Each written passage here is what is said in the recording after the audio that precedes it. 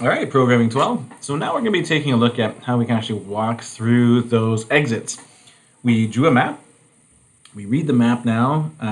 We process sort of where the exits should be drawn in the room.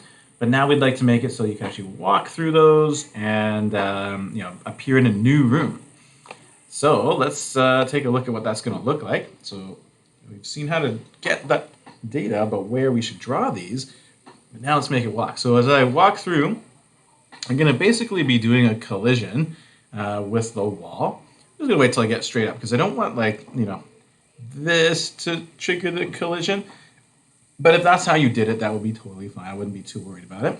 But it'd be nice to get right up to the edge. So in my, in this case, the X coordinate is all the way to the edge. What I'll do is check also the Y coordinate to see if I'm in range of the exit. And also I'll make sure there's an exit there. And if there is, then I'll adjust my room variables. You'll notice that I came through and I go through the other way. You'll notice there's another thing that's happening. I'm also teleporting my character, right? So as I go through this exit, watch what happens to the character. Poof, he goes over to the other side. But if my hero goes through from that side, I end up over here. So my hero is not only going through the exit and changing what room we're in, it's also moving to the other side to make it look like I've walked through the door and jumped over to the other side. In actual fact, nothing has changed. This is still the same space, right? Like I haven't actually moved somewhere else. I'm just drawing it based on sort of different information. So for the most part, I'm going to be checking for collisions if there are doors at particular locations. And if the collision happens and the door is supposed to be there, then I'll change my room X and room Y variables to change where I am in the map. That will render new exits. And I'll also move my character to complete the illusion that I've teleported to a new room by, if I go through this way, I'll put myself on the other side. And vice versa. Okay, so let's see the code. All this code is going to be inside of the hero class, and it's going to be part of the act function of the hero. So we'll scroll down. You've already seen the constructor, you've seen the show function, you've even seen most of the act function, but there's a little bit more to go, and that's here. So this is where, in my act function, I'm checking to see the exits. So I will do north, east, south, and west check. They're very similar to each other. So here's the north room, for example. So if I'm going north, I want to first check to see if the pixel above me is not white. If there's a white pixel above me, there should be no door there, right? That white pixel indicated there's no room. So if there's not a white pixel above me, and this was recorded earlier, we had that happening in the game function. In the game function, we're sort of recording these values every frame. So that's all done for us. So yeah, if it's not white, that means there's an exit there. So there's an exit, and then I do my collision. So here I am just doing some basic checks. I'm checking to see if my location.y value is a particular value.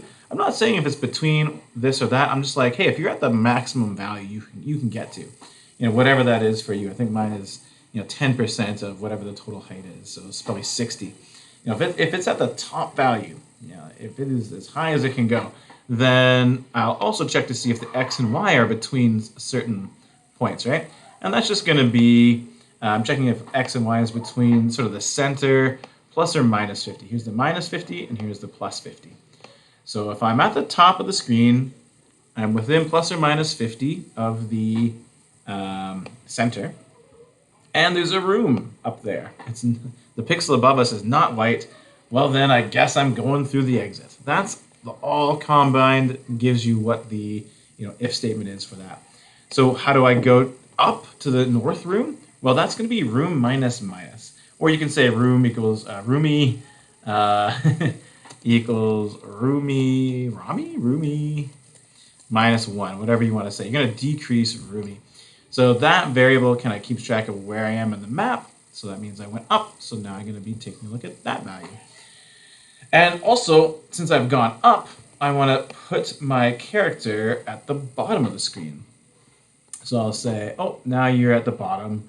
So I'll teleport you. You were at, roughly in the center of the map in terms of X and Y, but now you're Y, sorry, in terms of X, but in terms of Y, you went through the top, so now you're going to show up at the bottom. So that's the story there. And this is basically the pattern for all of the other directions, but you'll have to think about, well, if I'm going east, what does that mean? Do I change room X or room Y? And, do I, if I'm going off that side, how do I get myself on the other side? So that behavior becomes a little bit tricky to solve, but I'll leave it for you guys to figure that out. I think it'll be a good exercise of how you're understanding this code. But they're all quite formulaic and similar to the north code. So here I'm going down, and I appear at the top. Here I go down again, and I appear at the top. But you can see that the rooms have changed, right? Because I'm going down the map. Every time I go to an exit, I'm changing where I am in terms of the map. You can see here I have the mini-map loaded, and it sort of indicates where in the map I am. There's a little pink dot, or a purple dot, that shows me. That's my room X, room Y coordinate, right? So that's 1, 1, so that's why I'm there. If I go down, you can see that it went down as well, because I did a room Y++ when I go down. And that's why I only see 2 exits now, the top and the bottom, because I can look up and down and I see black pixels, but left and right I see white pixels. So that's why I get that sort of behavior. Going this way, I have that behavior. Going the other way, I have this behavior. Don't quite like where that shows up. I might have to adjust that a little bit. Anyways, that's the basics of creating a traversable, dungeon. It really is all illusions, right? You're not actually moving from room to room. The room is changing as I move around, and that does represent the map. But I'm not actually physically changing spaces or anything like that. Just the room is being repurposed and redrawn as I move around in the map. So there you go. That's the story behind how do you make maps work. So thanks for watching that, and hopefully that made sense, and hopefully you can get yourself your exits all built in and ready to move forward. The next thing we're going to take a look at is probably going to be the mini map and drawing that. I wonder if we might adjust things a little bit though in order to make it so it doesn't have to take up space, because right now it's like over top of our game, and that's kind of annoying that we can't see the corner of the game there. I'm like, where am I can't see. So what if we should make the game wider or something? But we'll talk about that in our next video. Okay, thanks everybody.